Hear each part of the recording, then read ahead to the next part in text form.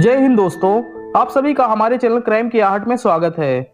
आज हम आप सभी के बीच एक ऐसी खौफनाक कहानी लेकर आए हैं जिसको सुनकर आप सभी के भी रोंगटे खड़े हो जाएंगे। ये कहानी है राजस्थान के भानगढ़ के किले की। वैसे तो पूरा राजस्थान अपने अंदर अनेकों खौफनाक कहानियां समेटे हुए है, परंतु भानगढ़ के किले के किस्से अपनी एक अलग ही खौफनाक दास्तां बयां करते हैं।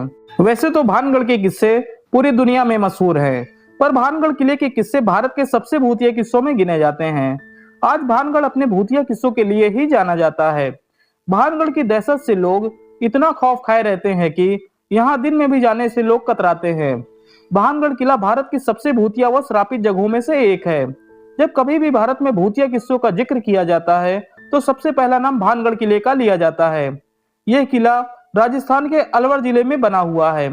भानगढ़ किले का निर्माण 1573 में आमेर के राजा भगवंत दास द्वारा करवाया गया था। यह किला राजा भगवंत दास ने अपने छोटे बेटे माधव सिंह के लिए बनवाया था। यह किला एक समय में बहुत ही आबाद हुआ करता था। एक समय पूरे भानगढ़ में खुशहाली हुआ करती थी। पहले भानगढ़ के लोग बड़े प्रेम से रहते थे। यहाँ की खूबसूरती अपने आप में मिसाल हुआ करती थी। आज वही खुशहाल भानगढ़ मनहूस खंडर में बदल गया। अब भानगढ़ अपनी खौफनाक मनहूसियत के लिए पूरी दुनिया में जाना जाता है। भानगढ़ किले की मनहूसियत के किस्से हर कोई अलग अलग सुनाता है। किले के खंडहर में बदलने का असली राज आज तक किसी को नहीं पता। इस किले को लेकर अनेकों कहानियां लोग सुनाते हैं, पर उन कहानियों में कुछ बड़ी फेमस कहानियां हैं। इन फेमस कहानियों पर लोग सबसे ज्यादा भरोसा करते हैं तथा इन कहानियों पर लोग पूरी तरह से खो जाते हैं। भानगढ़ किले की सबसे फेमस कहानी गुरु बालूनाथ से जुड़ी हुई है। लोगों के द्वारा बताया जाता है कि जब आमेर राजा भगवंत दास भानगढ़ किले को बनवा रहे थे तब वहीं कुछ दूरी पर गुरु बालूनाथ अपनी तपस्या कर रहे थे। वो अधिकतर अपनी तप साधना वहीं उसी जगह पर किया करते थे। जब गुरु बालूनाथ को ये पता चला कि आमेर के राजा यहाँ एक भव्य किला बनवा रहे हैं, तब उन्होंने राजा भगवंत दास के पास एक पत्र भिजवाया। पत्र भेजने के साथ ही गुरु जी ने राजा भगवंत दास को अपने पास भी बुलवाया। राजा को जैसे ही ये पता चला कि गुरु जी इनसे मिलना चाहते हैं, तो राजा तुरंत गुरु जी के पास पहुंचे और बड़े आदर से गुरु जी को प्रणाम किया और गुरु जी से पूछा, कहिए महाराज, आपने मुझे यहाँ किस लिए बुलवाया है। तब गुरु जी राजा से बोले, राजन, तुम जो किला बनवा रहे हो उससे मुझे कोई आपत्ति नहीं है। तुम आराम से अपना किला बनवाओ, बस एक चीज का विशेष ध्यान देना, तुम ये किला उतना ऊंचा कभी मत बनवाना कि इसकी परछाई मेरे तप स्थल पर पड़े। राजा ने बड़े प्रेम पूर्वक गुरु जी को आश्वासन दिया कि ऐसा ही होगा गुरु जी, आप बेफिक्र होकर अपनी तपस्या करिए। गुरु जी यह सब देख बहुत खुश हुए। राजा ने भी गुरु की आज्ञा का पालन किया और किले की कोई भी दीवार इतनी ऊंची नहीं बनवाई कि किले की परछाई गुरु जी के तप स्थल तक पहुंचे। गुरु जी इस महल को देखकर बहुत प्रसन्न हुए। राजा ने उनकी बात का मान रखा। ये चीज गुरु जी को बहुत अच्छी लगी। राजा के परिवार ने गुरु जी की आज्ञा का पालन अपनी 2 पीढ़ियों तक बखूबी किया, पर जैसे ही राजा की तीसरी पीढ़ी आई तो उसने गुरु बालूनाथ का पालन नहीं किया। राजा की तीसरी पीढ़ी ने गुरु बालूनाथ की चेतावनी को अनसुना कर दिया तथा किले की ऊंचाई को और बढ़ा दिया। अब किला इतना ऊंचा करवा दिया गया कि किले की परछाई गुरु बालूनाथ के तप स्थल तक पहुंचने लगी। उधर गुरु बालूनाथ अपनी तप में लीन थे। जैसे ही किले की परछाई गुरु जी पर पड़ी, वो अत्यंत क्रोधित हो उठे और उन्होंने क्रोध में श्राप दे दिया कि पूरा भानगढ़ तबाह हो जाएगा। लोगों की ऐसी मान्यता है कि गुरु बालूनाथ के श्राप के कारण ही आज पूरा भानगढ़ तबाह हो चुका है। साथ ही साथ भानगढ़ की खुशहाली भी अब मनहूसियत में तब्दील हो गई है। पहले के गुरुओं में अत्यंत ताकत होती थी। वो जो कह देते थे वो पत्थर की लकीर हो जाता था। यही सबसे विशेष कारण माना जाता है भानगढ़ की तबाही का। इसके साथ ही लोगों का ये भी कहना है कि 1783 में जो चालीसा अकाल आया था, वो अकाल गुरु बालूनाथ के श्राप के कारण ही आया था। इस अकाल में मरने वालों की संख्या करोड़ों में थी। इस अकाल ने पूरे उत्तर भारत को भूखा मरने पर मजबूर कर दिया था। भारत की एक बड़ी त्रासदी थी। इसमें लाखों परिवार उजड़ गए थे। इस घटना को कुछ समय बीतने के बाद कई परिवारों ने भानगढ़ में बसने की कोशिश की, पर जब कोई भानगढ़ गया तो वहां टिक नहीं पाया। जिसने भी भानगढ़ में छत बनाकर रहना चाहा, कभी किसी के घर की छत टिक नहीं पाई। हमेशा छतें खुद ब खुद गिर गई। पूरी दुनिया अब ये मान चुकी है कि भानगढ़ में रहना अब नामुमकिन है। गुरु बालूनाथ का श्राप अब किसी को भानगढ़ में बसने नहीं देगा। अब कोई रात में तो दूर, दिन के उजाले में भी भानगढ़ नहीं जाना चाहता है। ना ही अब कोई भानगढ़ में बसना चाहता है। इतना ही नहीं, बल्कि भारतीय पुरातत्व विभाग जो इस किले की देखरेख करता है उसने भी किले के बाहर साफ साफ लिखवा रखा है कि सूरज निकलने से पहले और सूरज डूबने के बाद किसी को भी इस किले में जाना सख्त मना है। अगर कोई भी शख्स इस किले में रात में पाया गया तो उसके साथ कार्रवाई की जाएगी। जो भी इस किले में जाना चाहता है वो सिर्फ दिन के उजाले में ही इस किले में जाए। सूरज डूबते ही हर किसी को किले से बाहर कर दिया जाता है। इस किले के खंडहर होने के पीछे एक और दिलचस्प कहानी सुनाई जाती है। भानगढ़ किले की ये कहानी किले की एक राजकुमारी से जुड़ी हुई है। लोगों का कहना है कि जब भानगढ़ आबाद हुआ करता था तब इस भानगढ़ किले में एक बहुत ही खूबसूरत राजकुमारी रहा करती थी। इस सुंदर राजकुमारी का नाम रत्नावती था। राजकुमारी रत्नावती इतनी खूबसूरत थी कि लोग इनको एक बार देखकर ही इन पर मोहित हो जाया करते थे। इनकी खूबसूरती के चर्चे दूर दूर तक हुआ करते थे। राजकुमारी के पास हर दिन अनेकों राजा शादी का प्रस्ताव भेजा करते थे। तो भी राजकुमारी को एक बार देखता था वो बस उनकी खूबसूरती में खो जाया करता था। इतना ही नहीं, राजकुमारी को तांत्रिक सिंधिया भी बहुत चाहता था। वो पूरी तरह से राजकुमारी पर फिदा था। सिंधिया अब किसी भी तरह राजकुमारी रत्नावती को पाना चाहता था। राजकुमारी को देखने के बाद वो सब कुछ भूल चुका था। सिंधिया राजकुमारी को पाना तो चाहता था परंतु ये भी वो भली भांति जानता था कि राजकुमारी उसे कभी पसंद नहीं करेगी। कहाँ राजकुमारी रत्नावती और कहाँ वो अघोरी तांत्रिक। सिंधिया ने रात दिन सोच विचार करके राजकुमारी को पाने का एक दूसरा रास्ता खोज निकाला। अब वो अघोरी बस मौके की तलाश में रानी पर नजरें गड़ाए बैठा था कि कब मौका मिले और वो राजकुमारी को हासिल कर ले। देखते ही देखते उस धूर्त अघोरी को एक दिन मौका मिल गया। राजकुमारी रत्नावती की दासी भानगढ़ की बाजार में एक दिन राजकुमारी के लिए तेल खरीदने आई थी।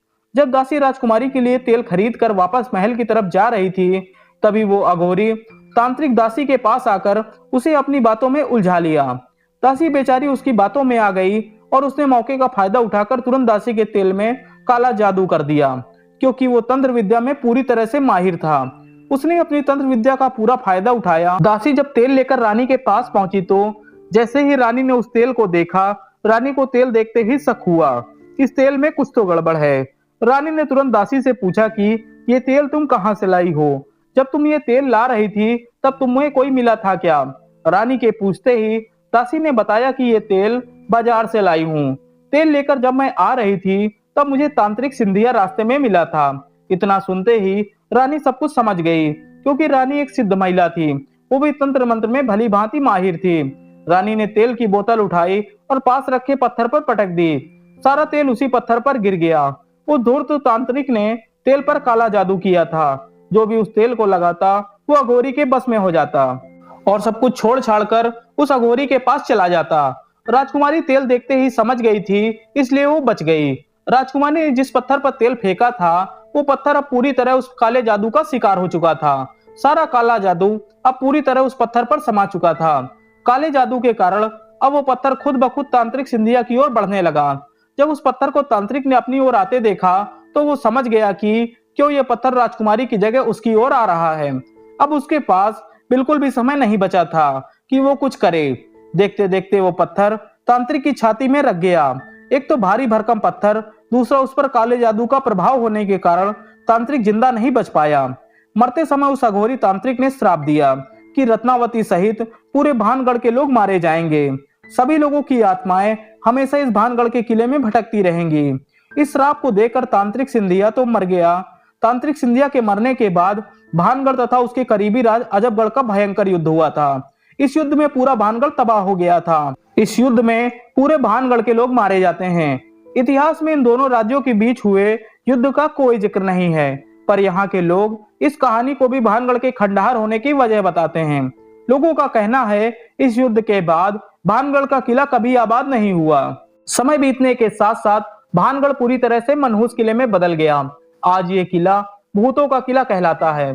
कहते हैं युद्ध में मारे गए सभी लोग आज भी इस किले में भटक रहे हैं। लोगों का यहाँ तक कहना है कि आज भी रात में रोज भानगढ़ में बाजार सजता है। खंडहर इमारतें रोज खड़ी हो जाती हैं। किले में रोजाना रात को राजा का दरबार लगता है और सदियों से आज तक राजा रोजाना अपने दरबार में फैसला सुनाते हैं। आसपास के लोग बताते हैं कि रोज उन्हें अजीबोगरीब आवाजें सुनाई देती हैं। कभी कभी भानगढ़ से चीखने की आवाजें आती हैं तो कभी कभी हंसने की और कभी कभी घुंघरू की आवाजें भी आती हैं। लोग बताते हैं कि अगर कोई शख्स रात में भानगढ़ किले में रुक जाता है तो वह कभी जिंदा वापस नहीं लौटता है। अगर कभी कोई जिंदा आ भी गया तो या तो वो पागल हो जाता है या फिर कुछ समय बाद उसकी मौत हो जाती है। वैसे तो हर पुराने किले का इतिहास होता है, परंतु भानगढ़ किले के बनने का तो इतिहास है, परंतु इसकी तबाही का कोई इतिहास में जिक्र नहीं है कि कैसे ये शानदार किला मनहूस खंडहर बन गया। कई घूमने जाने वाले लोग ये भी बताते हैं कि महल में जाकर ऐसा लगता है कि कोई हमारा पीछा कर रहा हो। उस किले में एक अदृश्य शक्तियां महसूस होती हैं। भानगढ़ किले के नृत्य कमरे में आज भी घुंघरूओं की आवाज आती है। ये सब चीजें जब न्यूज चैनल वालों ने सुनी तो वो भी वहां गए। न्यूज चैनल वालों के साथ पैरानॉर्मल सोसाइटी के लोग भी साथ में किले के अंदर रात में गए। ये सभी भानगढ़ ये जानने के लिए रात में गए थे कि जो लोग भानगढ़ के बारे में कह रहे हैं क्या वो सच है। जब भी न्यूज चैनल वाले तथा पैरानॉर्मल सोसाइटी के लोग भानगढ़ गए तब उन्हें वहां ऐसा कुछ भी नहीं मिला कि जिससे कहा जा सके कि भानगढ़ किला भूतिया है। न्यूज चैनल वालों ने काफी कोशिशें की, परंतु उन्हें वहां जाकर ऐसा कुछ भी नहीं मिला जिससे ये कहा जा सके कि वहां अदृश्य आत्माएं हैं। वहीं दूसरी ओर भारत की सबसे भूतिया जगहों में भानगढ़ का नाम सबसे पहले आता है। वहीं सरकार ने भी अपना ठप्पा लगा दिया है कि भानगढ़ किला भूतिया है और वहां रात में जाना सख्त मना है। पर आज तक ये क्लियर नहीं हो पाया है कि भानगढ़ किला भूतिया है या जो भी लोग कहते हैं वो सिर्फ अफवाहें हैं। आज तक कोई ये नहीं जान पाया है कि आखिर क्या वजह है भानगढ़ के भूतिया होने की। भारतीय पुरातत्व विभाग जो इस किले की देखरेख करता है उसने इस किले को संरक्षित जगह तो डिक्लेयर कर दिया है, पर इस किले के पास अपना कोई ऑफिस नहीं बनाया। जबकि भारतीय पुरातत्व विभाग ने जिस जगह को भी रिजर्व एरिया घोषित किया है हर उस जगह के पास अपना ऑफिस बनाया हुआ है। उस जगह की देखरेख करने के लिए भानगढ़ किला के पास ऑफिस न बनाना एक बड़ी बात है। इसका मतलब यह है कि सरकार भी ये मानती है कि भानगढ़ किला भूतिया है। भानगढ़ किले का दफ्तर किले से कई किलोमीटर दूर बना हुआ है। न्यूज चैनल वालों का कहना है कि जो भी किले के बारे में कहा जा रहा है वो सब अफवाहें हैं, क्योंकि न्यूज चैनल वालों को कभी कुछ ऐसा नहीं मिला जिससे लगे कि किला भूतिया है। इतनी जांच पड़ताल के बाद आज तक ये नहीं पता चला कि आखिर 300 साल पहले कैसे एक किला वीरान बन गया। ऐसी ही खौफनाक सच्ची कहानियां सुनने के लिए हमारे चैनल क्राइम की आहट को सपोर्ट करें। धन्यवाद।